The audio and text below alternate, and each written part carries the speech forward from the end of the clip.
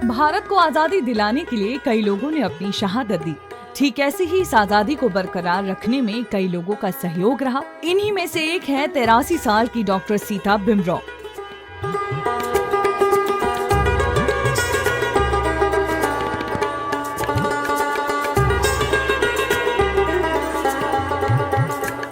जो पिछले 50 सालों से राजघाट पर हिंदू प्रार्थना और गीता पाठ कर रही हैं। सिर्फ इतना ही नहीं, वो संगीत और चरखा सिखाने के साथ ही 18 किताबों की लेखिका भी हैं।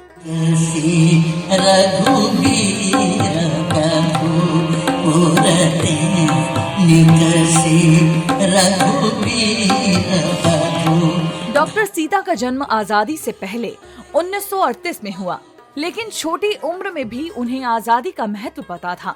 वो रैलियां, नारे, यातनाएं स्वतंत्रता सेनानियों को जेल जाते देखती।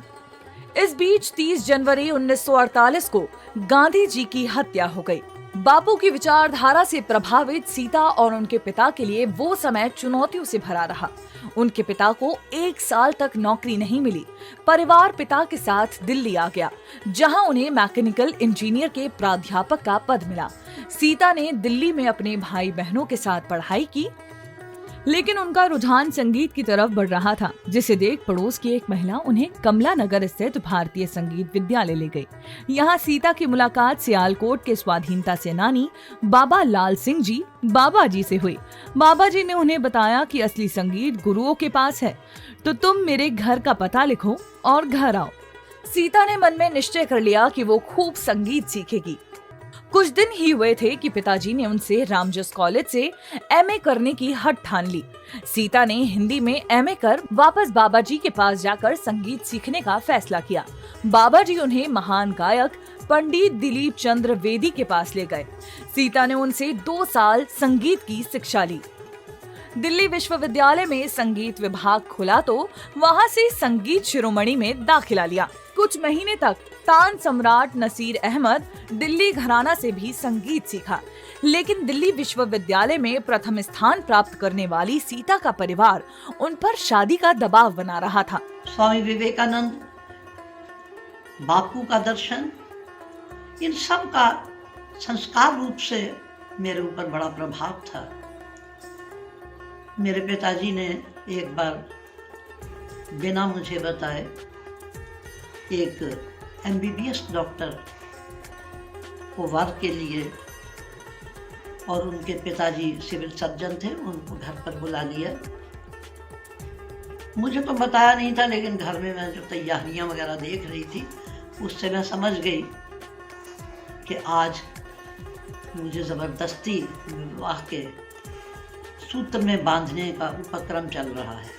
सीता के इस विद्रोह से घर में उनके साथ दुर्व्यवहार शुरू हो गया। पिता ने कुरुक्षेत्र विद्यालय में पीएचडी के लिए दाखिला करवा दिया। यहाँ उनके शोध प्रबंध के निदेशक डॉक्टर विनय मोहन शर्मा थे। कुछ ही समय में डॉक्टर विनय भी संगीत के प्रति सीता के रुझान को समझ गए।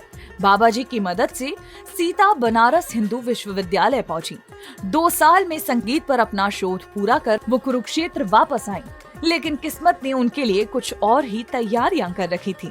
दिल्ली से मॉडर्न कॉलेज फॉर विमेन में एक वैकेंसी थी। उसी रात 12 बजे डॉक्टर सीता ने दिल्ली के लिए ट्रेन पकड़ी। अगले दिन उन्होंने इंटरव्यू क्लियर कर लिया। मॉडर्न कॉलेज फॉर विमेन में उन्होंने 31 साल दिए, जिसका नाम अब कमला नेहरू कॉलेज है। अपने इस सफर के बीच डॉक्टर सीता खूब चरखा काटती, जिसे उनका परिवार बिल्कुल पसंद नहीं करता। एक दिन पिता ने सीता के हाथ में एक स्लिप दी, जिस पर लिखा था आइदर लीव चरखा और लीव द हाउस, और सीता ने घर छोड़ दिया।